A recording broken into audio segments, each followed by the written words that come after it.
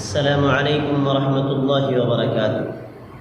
آپ حضرات کے سامنے زکوٰۃ کے کچھ اہم مسائل اور زکوٰۃ کے بارے میں کچھ اہم باتیں لے کر کے حاضر ہوا ہوں۔ آپ حضرات توجہ سے سنیں اور اس پر عمل کرنے کی کوشش کریں۔ سب سے پہلی بات تو یہ ہے کہ جس کو اللہ تبارک و تعالیٰ نے مال دیا ہو اور وہ اس کی زکوٰۃ ادا نہ کرتا ہو، اللہ تبارک و تعالیٰ کے نزدیک بڑا گنہگار ہے۔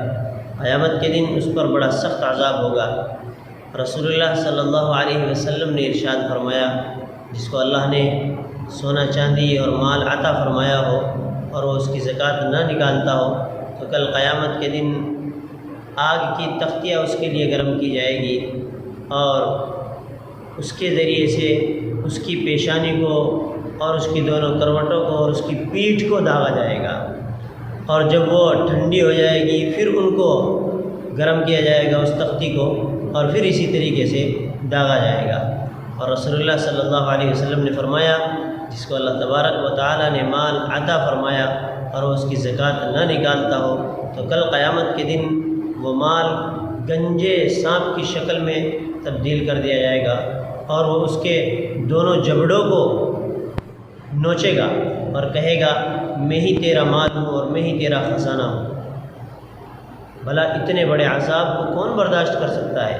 خدا کی دی ہوئی چیز اور خدائی کے راستے میں خرچ نہ کرنا کتنی بڑی اور بری بات ہے۔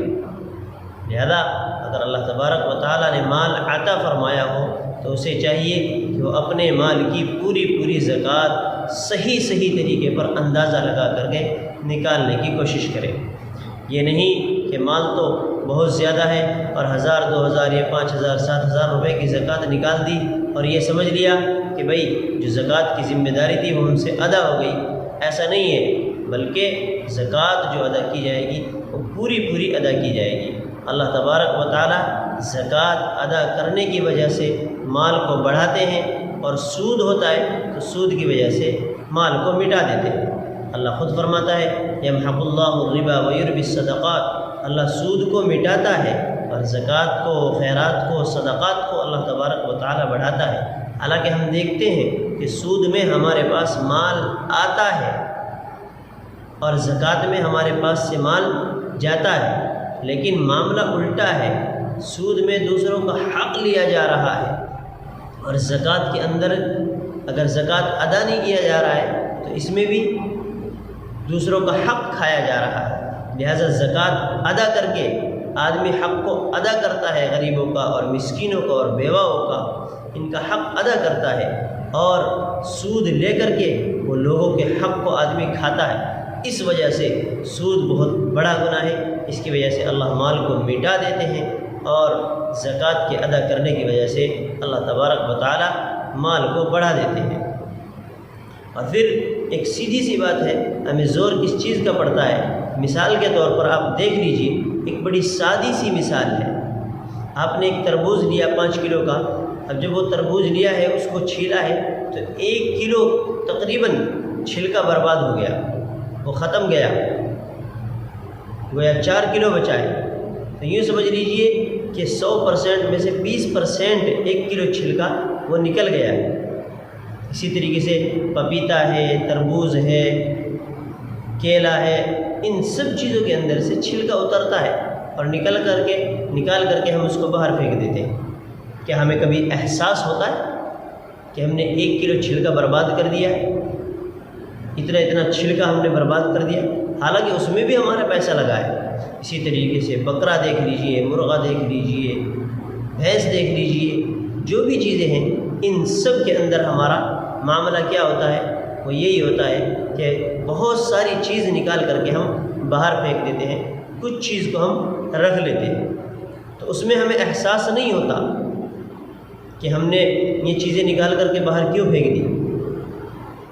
تو پھر اللہ تبارک و تعالیٰ نے جو مال دیا ہے اس میں سے اللہ تبارک و تعالیٰ آپ سے 2.5% مانگ رہے ہیں، اس کے اندر آپ کو احساس کیوں ہوتا ہے؟ 2.5% میں آپ کو احساس کیوں ہوتا ہے؟ اور ایک سیدھی سی بات ہے، بہت اہم اور سوچنے والی بات ہے، وہ یہ کہ اگر ہم مالدار ہیں اور کوئی شخص آ کر کے ہمیں زکوٰۃ دینے لگے تو ہمیں کتنا غصہ آئے گا، کہنے لگے تم بیوقوف ہو، پاگل ہو، احمق ہو کہ ہمیں زکوٰۃ دیتے ہو، تمہیں معلوم نہیں اللہ تبارک و تعالیٰ نے ہمیں بہت کچھ دیا ہے، اللہ نے ہمیں نوازا ہے، ہمیں نہیں تمہاری زکوٰۃ کی ضرورت ہے۔ لیکن اسے اس بات کا اندازہ نہیں ہے کہ وہی زکوٰۃ دوسروں کو نہ ادا کر کے وہ خود کھا رہا ہے۔ جب اللہ نے اسے مالدار بنایا ہے تو اس کے اوپر زکوٰۃ بیٹھ رہی تھی، اب وہ زکوٰۃ کو ادا نہیں کر رہا ہے، تو جب وہ ادا نہیں کر رہا ہے تو اس زکوٰۃ کو وہ خود کھا رہا ہے۔ اگر کوئی دوسرا اس کے پاس زکوٰۃ لے کر کے جاتا ہے تو انکار کر دیتا ہے اور غصہ ہوتا ہے، لیکن وہ زکوٰۃ خود کھا رہا ہے، اس کا اسے احساس نہیں ہے۔ لہذا زکوٰۃ کو پورے طریقے پر حساب لگا کر کے ادا کرنے کی کوشش کرے۔ اللہ تبارک و تعالی دین کے صحیح مسائل کو سمجھنے کی توفیق عطا فرمائے، اور اللہ تبارک و تعالی مکمل طریقے پر ہمیں زکوٰۃ دینے کی توفیق عطا فرمائے، تاکہ ہم کل قیامت کے دن اللہ کے برے عذاب سے محفوظ رہے اور اللہ کی پناہ میں رہے۔